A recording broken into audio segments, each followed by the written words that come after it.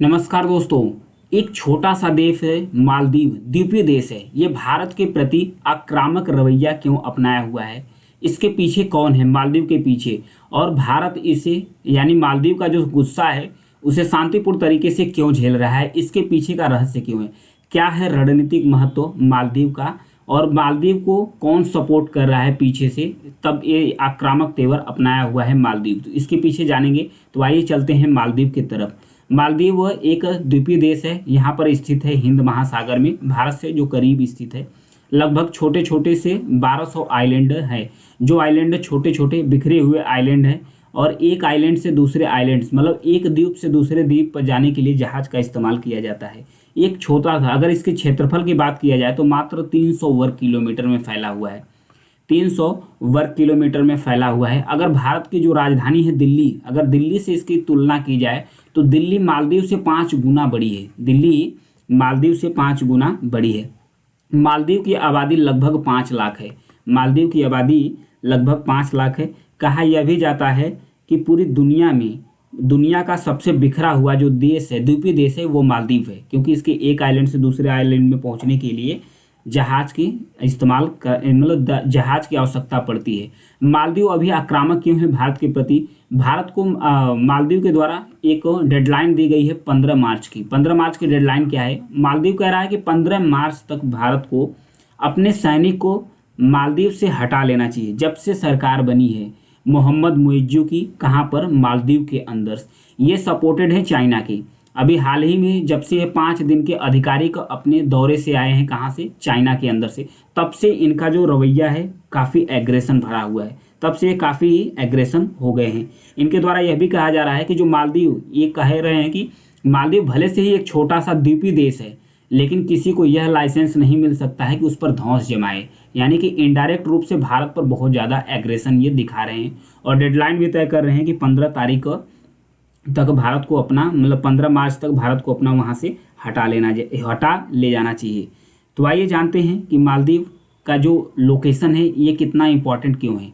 यहाँ पर देखिए जो लोकेशन है ये इतना अहम क्यों है मालदीव का। मालदीव देखिए यहाँ पर बिखरा हुआ आइलैंड है, छोटे छोटे आइलैंड है। क्योंकि एक आइलैंड से दूसरे आइलैंड में जाने के लिए पानी की जो जहाज होती है उसका इस्तेमाल किया जाता है। इसका लोकेशन है, भारत जो खाड़ी देशों से ऊर्जा की आपूर्ति करता है वो मालदीव से होकर पहुँचता है। भारत मालदीव से होकर भारत पहुंचता है। उसके साथ साथ चाहे साउथ चाइना सी हो, चाहे प्रशांत महासागर हो, तो प्रशांत महासागर से लेकर ये मलक्का के खाड़ी से होते हुए और उसके बाद ये जो व्यापार होते हैं पूरे देशों का, ये मालदीव से होकर गुजरते हैं। तो इसलिए स्ट्रेटेजिक लोकेशन जो है मालदीव का ये काफ़ी महत्वपूर्ण हो जाता है। इसीलिए भारत शांतिपूर्ण तरीके से जो मालदीव का गुस्सा है ये झेल रहा है। इसके साथ साथ मालदीव में जो विपक्ष की सरकार है, मालदीव में जो विपक्ष की सरकार है हाल अभी भी भारत के सपोर्ट में खड़ी हुई है। क्योंकि जैसे ही जो सत्ताधारी पार्टी है मोहम्मद मुइज्जू की सरकार बनी है मालदीव में, ये लगातार एग्रेशन दिखा रही है, भारत पर लगातार आक्रामक होते जा रही है। जो विपक्ष की सरकार है भारत का सपोर्ट कर रही है, उसके विरोध में खड़ी हुई है। क्योंकि चाइना सपोर्ट कर रहा है मालदीव का। क्योंकि चाइना सी पैक बनाया गया है, यानी चाइना पाकिस्तान इकोनॉमिक कॉरिडोर्स कहाँ पर बनाया गया है? पाकिस्तान में अंदर। उसी के तहत चाइना के द्वारा एक ग्वादार पोर्ट यानी ग्वादार बंदरगाह को डेवलप किया गया है। चाइना चाहता है कि वो हिंद महासागर में फैले। वो धीरे धीरे जब मालदीव में अपना पैर पसार लेता है तो उसको अड्डा बनाने में यहाँ मदद मिलेगी। यहाँ से जो भारत की सिक्योरिटी है ये कंप्रोमाइज़ हो सकती है। क्योंकि मालदीव में जैसे ही अड्डा अपना बना सकता है चाइना, भारत के बहुत करीब पहुँच सकता है। तो भारत नहीं चाहेगा कि चाइना भारत के इतना करीब पहुँचे। क्योंकि सीमा विवाद लेकर भारत और चाइना के बीच डोकलाम से लेकर जो विवाद फंसे हुए हैं हाल ही में, और 2020 से ही लगातार डोकलाम विवाद चल रहा है। चाइना और भारत के बीच में सीमा विवाद अभी भी बरकरार है, यानी कि बना हुआ है। तो भारत नहीं चाहेगा कि चाइना भारत के इतना करीब आ जाए। उधर भारत जो चाइना है वो इन्वेस्टमेंट भी करना शुरू कर दिया है। कहाँ पर? मालदीव के अंदर।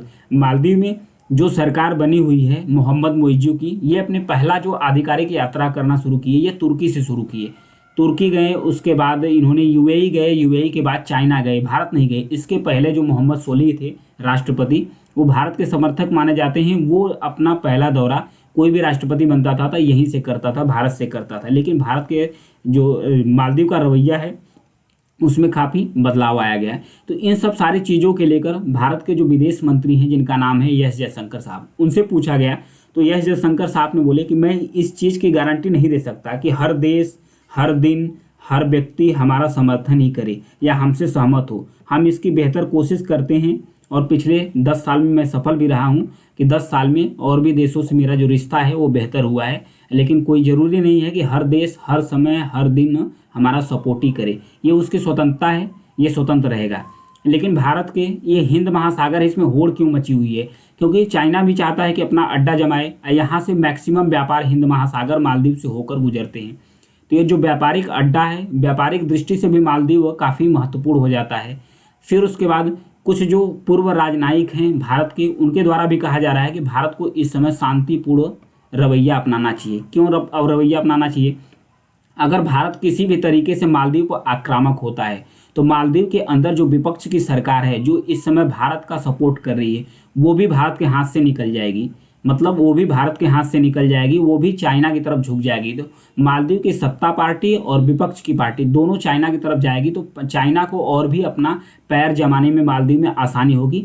ये जो चाइना है भारत के करीब पहुंच जाएगा, जिससे भारत की जो सिक्योरिटी है, सुरक्षा है, ये कंप्रोमाइज होने की संभावनाएं बढ़ सकती है। तो इसलिए कहा जा रहा है कि भारत शांतिपूर्ण तरीके से अपना रवैया अपनाए और उसके साथ साथ मालदीव को स्वतंत्र छोड़ देना चाहिए कि भारत जो मालदीव है उसको यह एहसास हो, खुद ही एहसास हो कि भारत जो है, भारत कितना ज़्यादा अहम है, भारत हमारे लिए कितना अहम है। क्योंकि जब आर्थिक और सामाजिक रूप से परेशानी होगी किसको, मालदीव को, तब समझ में आएगा कि भारत हमारे लिए कितना अहम है।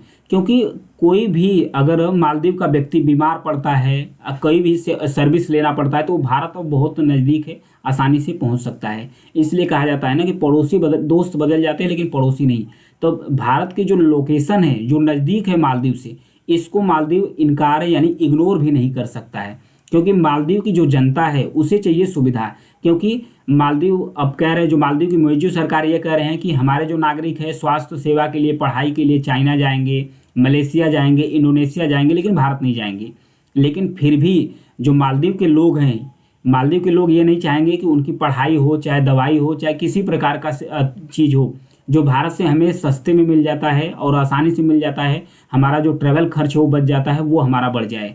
तो इसलिए जो मालदीव की जनता है उसका लगाव भारत के प्रति होगा।